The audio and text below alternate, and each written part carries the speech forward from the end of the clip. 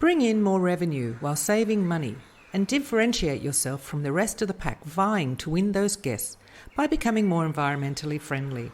We will show you how easy it is and how cheap it can be, if not free, and share all the opportunities available. So join us each week as we take another step along the green path. That's one more step to differentiate yourself from the rest of the pack. The Green Path podcast is kindly sponsored by Sustonica, the first sustainability certification for vacation rentals that audits homes on their environmentally friendly setup, installs smart measuring tools for water, gas and electricity, and offers an iPad for guests to see their real-time consumption levels. Learn more at sustonica.com. Hi everyone, and welcome to another episode of the Green Path podcast. Today is one of those share a story episodes.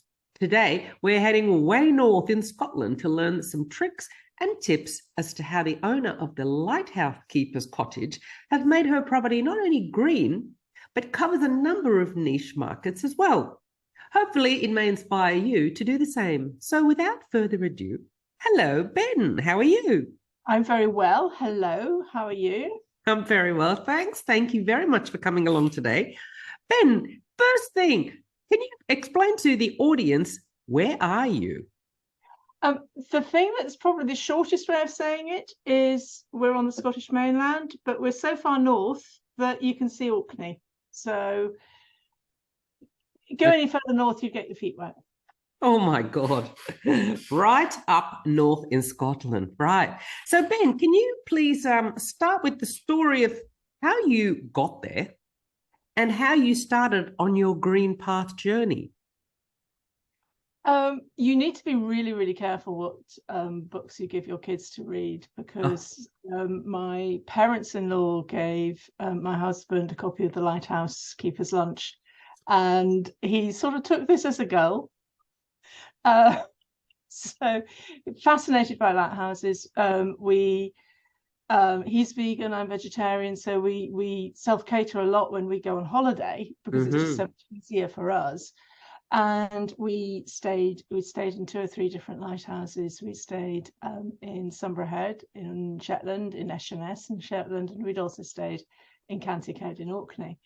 And just because of that sort of interest in lighthouses, we were on a mailing list for unusual properties, and we spotted the Lighthouse Keeper's Cottage coming up for sale. And it was sort of further north. We were about 5 or 6 hours north of Edinburgh. We were living just outside Edinburgh at the time. So we drove up, beautiful midsummer's day, and we just were like, this is amazing. It's very north, but it's amazing. And so we went away, chopped some numbers. We were renting at the time, but I did have some money put on one side, and here we are. First of all, we bought the Lighthouse Keeper's Cottage, and with the intention that everybody has of, we'll stay in it and we'll Airbnb, it'll be fine. No idea what we were biting off. And then both of us separately were going home on different evenings, and we're like, we don't want to go back down south, we want to stay here. And then a second property came up in the compound next to the lighthouse, and here we are. So we bought that one. My husband's a doctor, so he was able to work in the local hospital. He tells me it's the only lighthouse within on-call distance of a hospital. Oh my God. So if we were going to do one, it would have to be this one. What a story. I know. And I worked for the NHS, but office-based, worked remotely. So there we are. Wow. So the two of you, if one's vegan, one's vegetarian, was that already thinking about sustainability and when you first started? I mean, like when you first became vegans and vegetarians? I think the driver for both of us is more around husbandry and cruelty rather than, I mean, obviously there is the huge damage to the planet from industrial farming, but I was already, even in my last days as a meat eater, I was always eating sort of rare breed, small farmed organic meat. So I was eating ethical meat.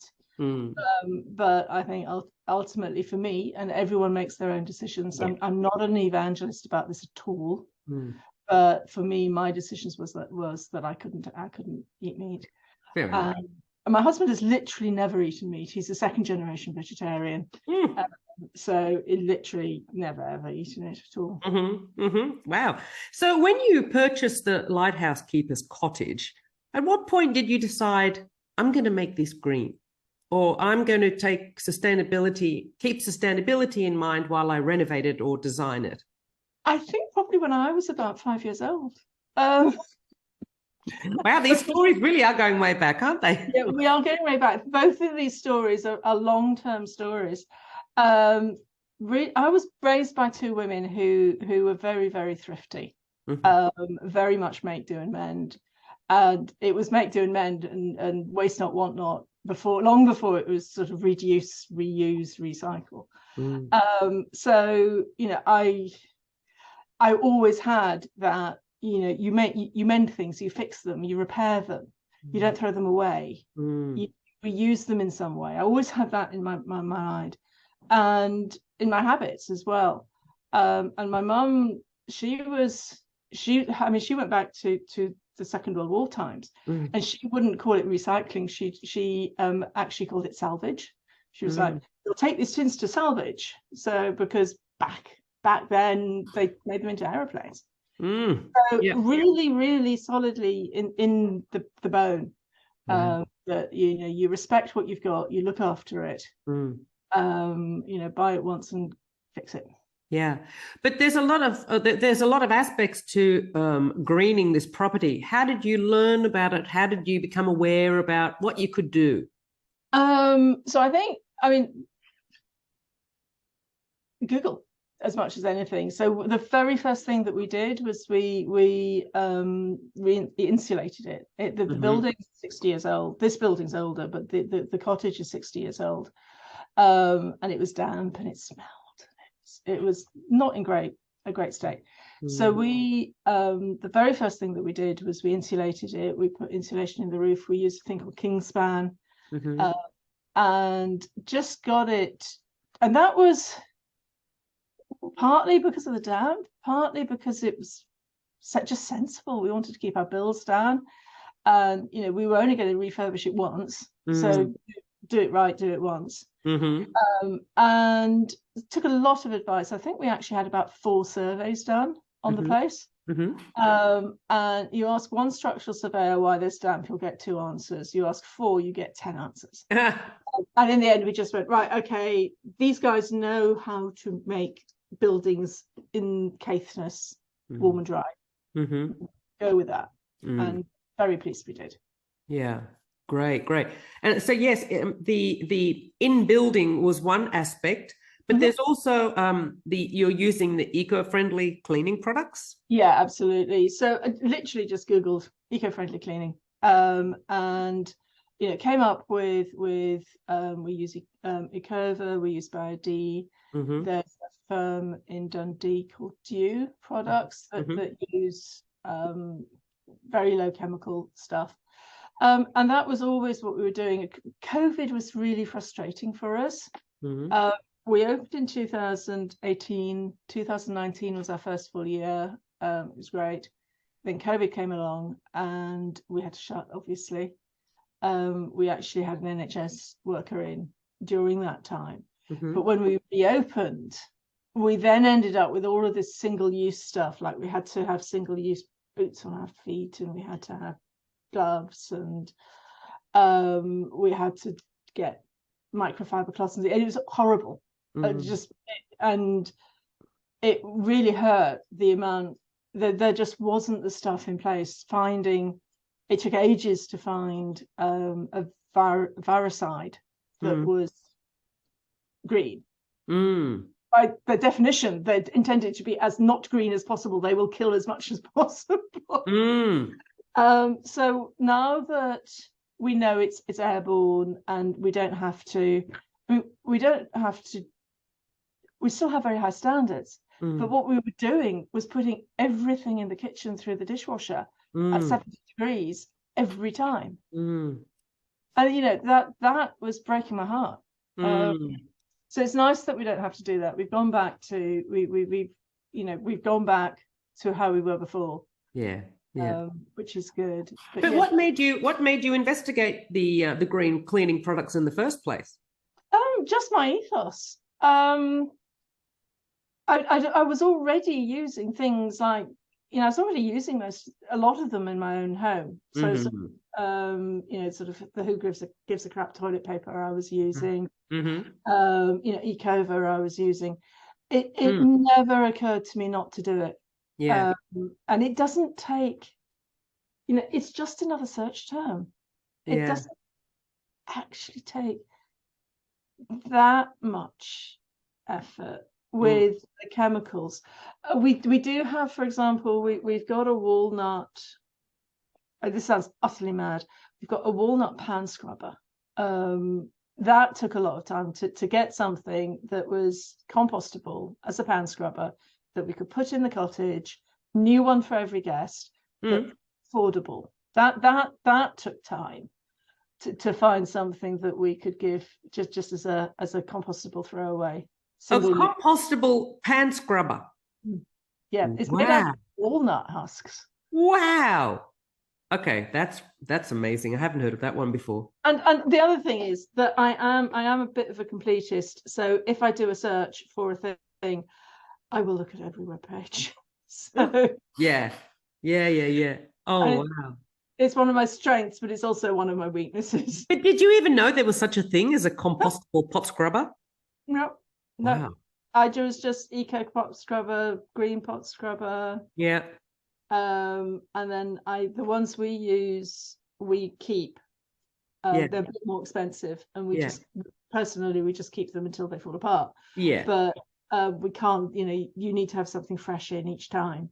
Yeah. Wow. Yeah. Okay. So you mentioned the Who Gives a Crap toilet paper. So you use that, and that's recycled paper. That is. Yeah. We have the bamboo one. But we've got very elderly 19th century toilet pipes, and we need something that really breaks down properly. Right. And when we say poopy or paper only, we really, really mean it. Yeah. Because we had people would be eating their lunch, but we had what can best be described as a punami experience. Yes. And I was like, I really want to put photographs of this up in our toilet to say, this is what happens if you put wipes down the loo. This is because people put wipes down the loo. I can't do that. I can't be that in people's face. I've got to be cute and a bit nice, a bit funny. So but disposable things that aren't disposable are a huge problem for us all, because we're told we can dispose them and we can't. Yeah. Well, I was also made aware that the Who Gives a Crap, each individual toilet roll is wrapped in paper, so there's no plastic around the whole pile of toilet paper. And then you can put some rolls there, and the rolls don't get dusty, and there's no plastic, and it's okay. It's got a few ticks going for it. Okay, it's got a lot of ticks. I mean, we personally, I use Naked Sprout because it is got a better carbon footprint than Who Gives a Crap. They don't wrap. And that's one of the reasons they've got a better carbon footprint. I don't want to put unwrapped toilet papers in the bathroom because, again, that ick thing of So we're sticking with Who Gives a Crap for the moment. Yeah. And you also then in the cottage, you try to promote recycling and composting? Yeah. So we, like a lot of people, we've got a damage deposit, but we actually call it a cleaning and recycling deposit. And we do say, if you trash a carpet, we'll withhold the money. So it is also a damage deposit. But we really want people to focus on that cleaning and recycling. And it works really well. And we give bags that they can carry. And the bags aren't very green, but they can carry their recycling to the bins, and we say you can keep the bag afterwards if you want to. So you can you don't have to. You can do it as you leave. You don't have to come back and give us our bag back. And everyone's really actually quite compliant, which is good. And it's got better over time as well. I mean, maybe 4 or 5 years ago, I was diving in and sort of, oh, they put glass in there. But now people are getting more savvy about how to recycle, which is good. Yeah. Look, you are sharing a lot on your website. So I'm imagining you're attracting a lot of sort of environmentally aware guests. Are they commenting on it when they book it? Do they say specifically that they chose to go because green and you got a green award and things like that? They don't say so. We do get, what they do love is they're like, we love the walking, we love the beach, we love the beaches, we love being outside. So we hit that sort of, those guests that really like the outside and really like the natural world, and really want somewhere a bit remote and a bit unusual. So I've just, in my feedback form, I've just started asking, how important, I always said how important was location versus distance versus like a price versus amenity. I think it was, location, price, what you get.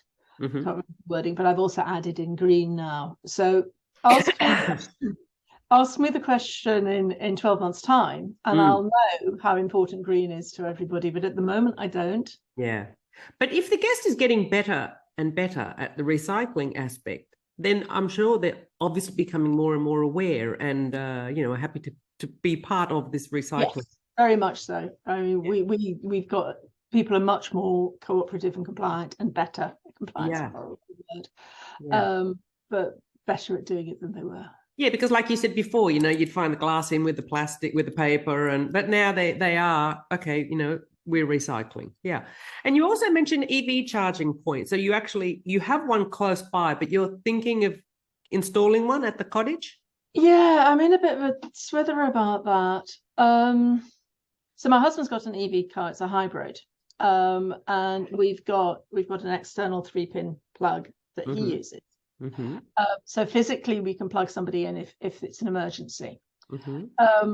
But the way that it works in the UK or in Scotland, I'm not sure if it's the whole of the UK, is if you've got a smart meter, you can get cheap electricity overnight, and it's like a fifth of the cost.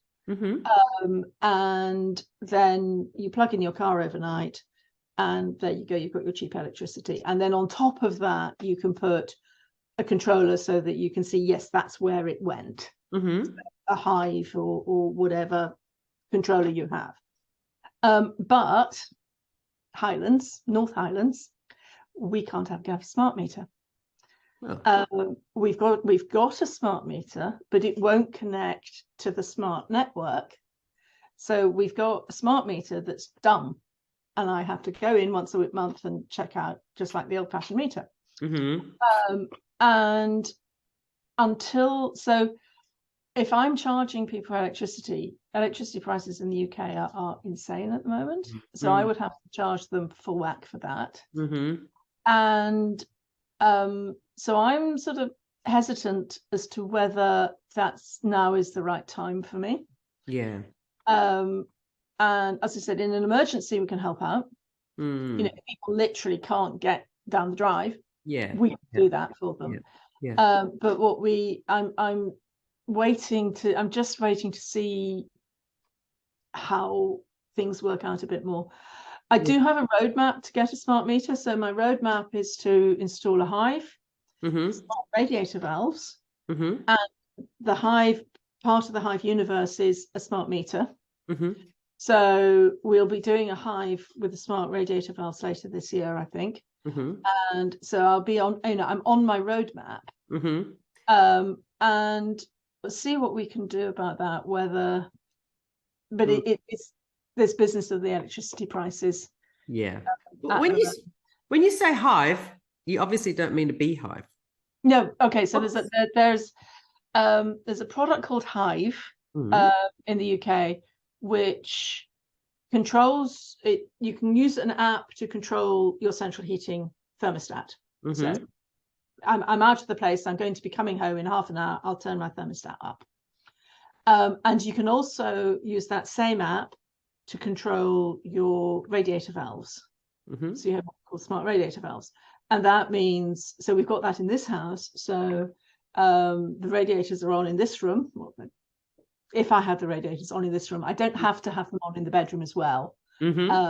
And so you can literally just heat the room you're in. Mm-hmm. And you get stats and graphs and all sorts of cool stuff like that. So part of that, and you can control it through your Alexa or through, it's your smart home.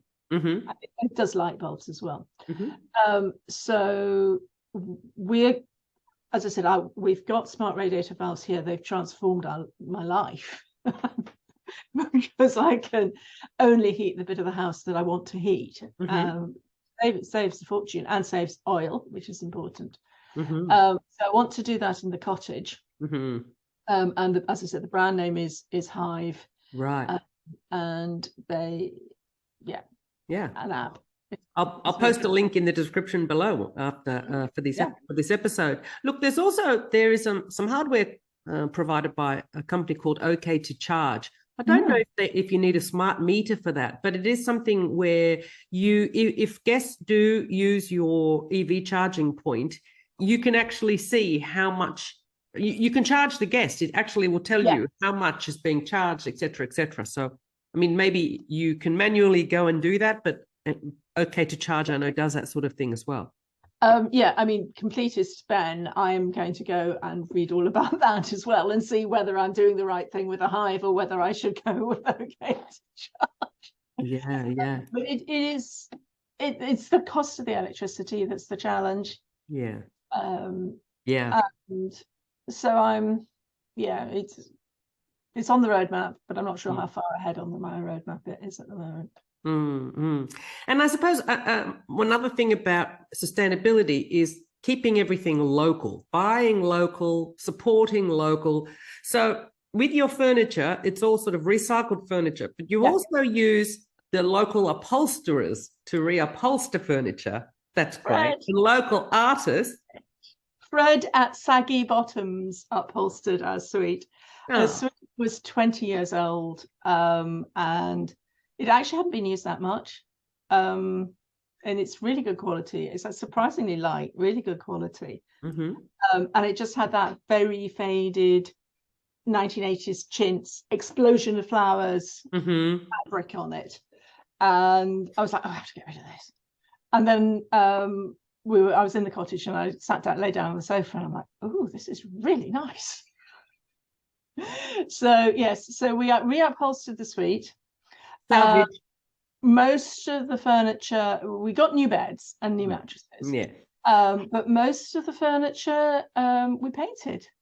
Annie got out the Annie Sloan chalk paint and painted it. And the nice thing about that is when the colours we chose are the wrong color, aren't fashionable colours anymore, we can paint it again. Yeah. So that worked really, really well. It had a lot of furniture in it. It was pretty much fully furnished when we got it. Yeah. And it was also really good because I hadn't really thought how much it costs to furnish a place all in one go. Mm-hmm. It's expensive. Mm-hmm. And because we saved a ton of money on furniture, I was able to then go and actually get organic bedding. Because cotton is the most polluting crop, and we don't think of it as a crop. We think of it as fabric. We don't think of it as a crop. But because it's not a food crop, they can put anything on the cotton crop. So it's the water use and the chemical use to grow what you think is your lovely natural bed linen. It's horrendous. So we got organic bed, fair trade organic bed linen, which is more expensive, but we could afford it because we'd saved the money on the furniture. Yeah. And you're also using a green electricity provider too, right? But you pretty much got everything to do with the cottage. It's got some and some part being green. We're currently just using a normal electricity provider, but and you would think You see, I would have loved to have put in solar or wind turbine or something. We're listed. The site is a listed building site with listed buildings on it. We wouldn't get the planning permission to do that, and also we are incredibly windy, and I would be worried that we just lose that, like the solar. So there's wind farms that you can buy into as a cooperative member. So you effectively help them build the wind farm. So rather than having your own solar or wind thing on your land, you buy into, as an owner, cooperative partner, their wind farm on their land. So we've done that for us. We tend to road test everything with us and then do it for the cottage. So we've done that for us. And our wind farm comes online in November, I think, this year. So that wind farm, that obviously creates power. Do you get to feed into that power? So we would basically, it would be billed to us, but it's billed to us at effectively cost price, or pretty much cost price. So the profit element, because it's a co-op, we're not charged those profits. Yes. That everybody else is being charged at the moment. Which has shoved those heating prices right up. But I mean, the wind farm is somewhere else, but you're tapping into the power that it is creating, even though it's exactly right close by. Wow, nice. That will be the plan. So, I hadn't heard of that before. It's ripple energy. Now, I am not an advisor. There are risks because you are putting in capital. So, put that caveat. It may not work for you. But it's something that's working for us. And can you select the wind farm, closest to you, something like that? So they seem to do about one project a year. They're on their second project, which will be going live later this year. And they've got the third one planning. So we've bought into the second one, and we've got our name down for the third one. So it seems to be about once a year. They do something. Wow, nice. I will put a link in the description for that one too. They're very cool, but as I said, caveat, do your own research, do your due diligence. Fair enough. So not only are you attracting the niche, the green traveler, you've also very nicely have on your website all the other niches that you can attract. So we talk about in the industry a lot. Whatever you're doing in terms of sustainability, put it on your page. Whatever you're doing in terms of inclusivity, accessibility, and all of these things, put it on your website. And lo and behold, it's on your website. And I did that actually because I was going for the Green Tourism Award, and that's a huge thing that they're very into. So the action of going for that award got me to update the website and say all the stuff we were already doing. So with accessibility, we'll never be wheelchair compliant of steps. We just can't do that. But what we can do, we're great for somebody who might use a Zimmer frame or just be a bit unsteady on their feet. We're all on one level. So say that. And I'm also I get migraines, so I get very sensitive to noise and light and things. So we got quiet washing machine, quiet dishwasher, and we also got sort of neurodiversity in the family with ADHD in the family. So I got things which were really simple, with really obvious and simple to control buttons. There's that joke about how to change your time on your cooker. Just wait 6 months. Wait till next year when the time goes over again. Exactly. So cooker doesn't have a timer on it, and we've got a little pinger if you want to have a time to use time. So I really chose things that were simple to use, made little videos of how to use them, still have the paper instructions if everybody likes videos, but really wanted to make it easy for people to use. We've got open shelves in the kitchen. Now, what does that mean, actually? What's that for? So well, how many times do you go and stay somewhere and you want a mug and you go, open, bang. Oh, yeah, not, open, bang, not True. in there. Yeah. So to me, it was really a no-brainer. Uh, But also that there's folks who just don't remember where things are. Yeah. And it just was like, it's so much easier. And the That's a very shelves good are point. cool. They're recycled scaffolding boards. They came from a social enterprise in Glasgow where they help people into work. So they're cool. And they were cheaper than cabinets. So it was, it's better. It's better for the environment. It's better for our guests. It's easier to use, and it was cheaper to install. It's great. Look, I interviewed a woman called Lorraine Woodward, and she's got an accessibility listing site. She's trying to get more properties offering accessible properties, and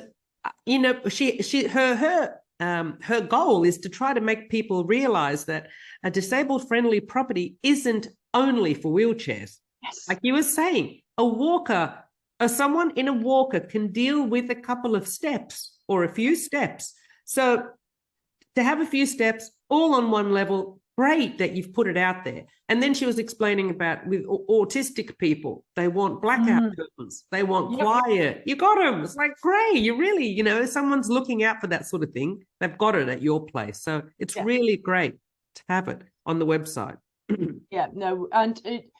And it's absolutely, and you have to say it, because if you don't say it, people don't know. So we've got it on the website now. And service dogs and dietary preferences. So you actually you leave a welcome basket? So we leave a welcome basket. It has local biscuits, and a local doesn't have to mean bad quality. Our biscuits are made by a firm called Reed's of Caithness, and they've just got their biscuits onto Virgin Atlantic flights. They're punching a national weight, and they're just down the road. So local biscuits. We give a local little bar of chocolate, made by it's lovely. It's Lighthouse chocolate, and it's made by Caithness Chocolate. We've got our tea and coffee are from small family businesses. They're not as local, but they're small family businesses. So we just sort of bits and pieces. The idea is you can come in and make yourself a tea, coffee, cup of hot chocolate, whatever you want to make yourself, and just go, we're here. We don't try and do breakfast for people. We're not a B&B, but you can just kick off and relax and say, right, that's it, we're here. But it's great that you ask them about the dietary requirements. So you've got the welcome basket.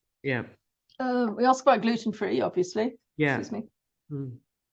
We ask about vegan, vegetarian, dairy. And we also, I'm just going to put myself on mute because I'm about to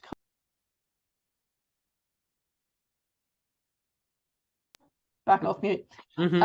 And we also ask about nuts. And we've only had one person say they were nut-free, but they said nobody asks about it. Nobody ever asks.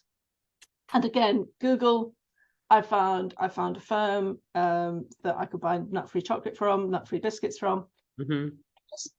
And we asked them ahead of time, so I had time to just get this ordered in. Oh, that's lovely. It's a real differentiator.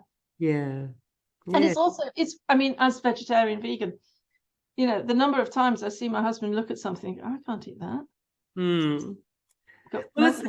It's all about personalization, isn't it? And it's actually really personalized if you're getting the details early and you're giving them something that they can actually eat, rather than, like you said, I can't eat that. Thanks anyway, but it goes on the shelf for the next guest because I can't eat it. Yes. Ben, is there anything more to add? We've come to the end of the usual questions. Anything more to add that we haven't touched on? I think the name of your podcast says it all. It's a path. It's a journey. And I think my advice is start where you are. You can't start any other place. You have to start where you are. Mm-hmm.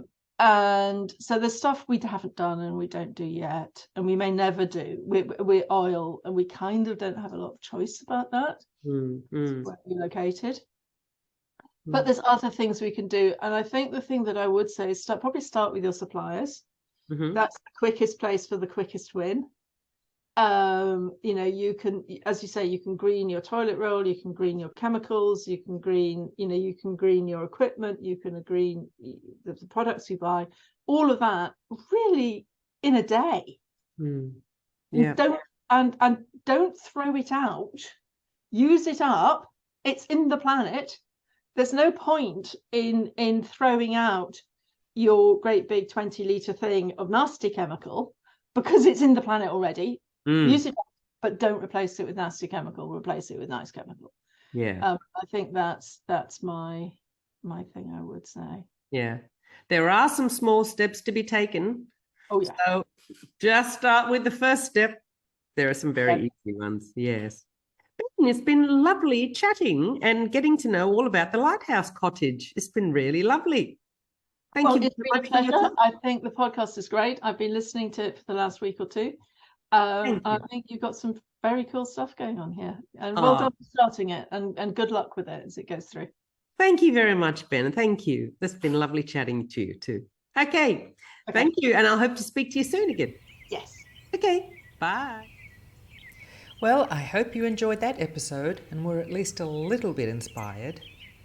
If you'd like to catch up on the other episodes that you've missed, just head to thegreenpathpodcast.com. See you next time.